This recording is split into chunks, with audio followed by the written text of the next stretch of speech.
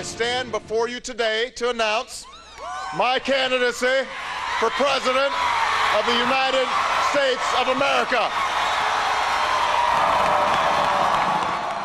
Then Illinois Senator Barack Obama, 8 years ago today, announcing his intention to run for the country's highest office, traveling to the same spot where Abraham Lincoln announced his candidacy, the old state capitol in Springfield, and laying out a vision that would guide him and the country in the coming years. Let's make college more affordable. And let's invest in scientific research. Let's be the generation that ensures our nation's workers are sharing in our prosperity. We can turn this crisis of global warming into a moment of opportunity for innovation and job creation. I want to win that next battle for justice and opportunity. I want to win that next battle for better schools and better jobs and better health care for all. 8 years later, despite historic obstruction from Republicans, millions more Americans have health coverage. The uninsured rate is now 12.9%, a record low. On climate change, a landmark agreement will cut carbon emissions up to 28% by 2025. On the economy, 7.5 million private sector jobs have been added. Now the president is entering what he calls the fourth quarter of his presidency. He'll put forward an ambitious domestic plan tackling income inequality. Republicans have tried to derail his agenda from the start, and they're still trying. And it's that fight over protecting and expanding the Obama legacy that will dominate the next 2 years and beyond. Joining me now is Congressman Chaka Fattah, Democrat from Pennsylvania. Just minutes ago, he and other members of the Congressional Black Caucus wrapped up a meeting with President Obama. Thank you for being here. Reverend, it's a great day to be here, and a historic day, because I remember that speech, and it was just within days from that we saw this campaign really take hold. And when we've seen the results, this country is moving forward under this president's leadership, and we're going to block and tackle and defend this legacy, but we want to also advance the legacy. There's so much more for us to do, and that's what the president talked with us today about. Now, Congressman, 8 years after Senator Obama announced he'd run for the White House, what priorities did you talk about with the president today? We talked about criminal justice reform. As you know, there's a bipartisan consensus around doing something about the fact that we incarcerate more people in our country than any other nation on earth on a per capita basis, and we have to change that. We talked about education. We talked about making sure that in terms of dealing with the question of the economy, that we make sure that families that are struggling to get into the middle class are also included in the debate, and that we work to maintain the middle class and make sure that they can share in the country's prosperity.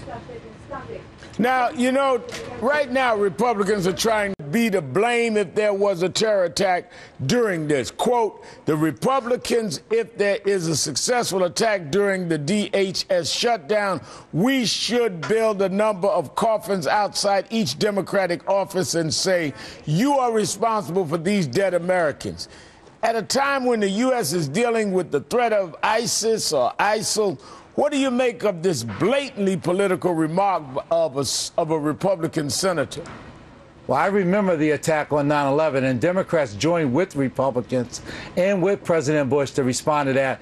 Only under President Obama have we seen the notion of a terrorist attack as some opportunity for a partisan attack on the president. It's shameful that we have a majority party that really is morally bankrupt to the point of attacking the president on some notion that our enemies, our foreign enemies, would be successful in some attack. But that's not what beyond the partisan part, is it, I mean, it's almost unbelievable. They're talking about holding up funding of Homeland Security at a time like this.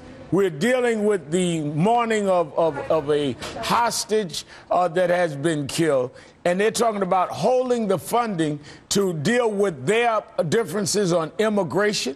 I mean, this is unbelievable, I would assume, to most Americans.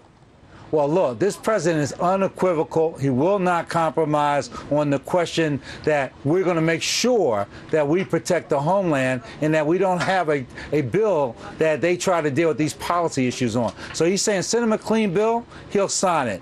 And we know that we want our airports, our ports, our railroad stations, our communities safe, and that, you know, the questions of homeland security should not be merged into this immigration debate. The president has said, pass a bill, send it to him.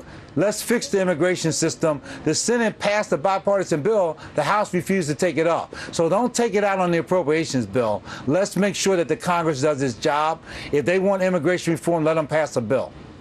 The Israeli Prime Minister Benjamin Netanyahu has said he is coming to address the Congress in March, despite many that have called on this speech to not take place since it went around protocol in not informing the President of the United States of the invitation by the Speaker of the House.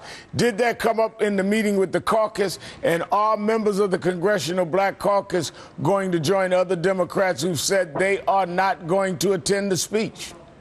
Well, look, it didn't come up in a meeting, and I did note today that they did finally read the letter, which says that it was an invitation by the bipartisan leadership of the Congress. Well, we know that that's not true. That was a pretext, because the bipartisan leader of Congress did not invite him, and I think this will be used as a circumstance in which perhaps this speech can be delayed. But there will be lots of people, not just Congressional Black Caucus members. The Vice President would not be there. A host of people think that this is ill-advised, and that, again, we should not put our nation's relationship with one of our most important allies, Israel, in this partisan mix here to try to, you know, I don't know what the Speaker was thinking, but I think that it should be reconsidered, and I don't believe that at the end of the day we're going to see this speech go forward. Well, the speech is to come out and really oppose the president's position, but it did not come up in the meeting with the Congressional Black Caucus and the president. You're saying no. It did not come up but at all. But do you feel most of the caucus members will not attend the speech?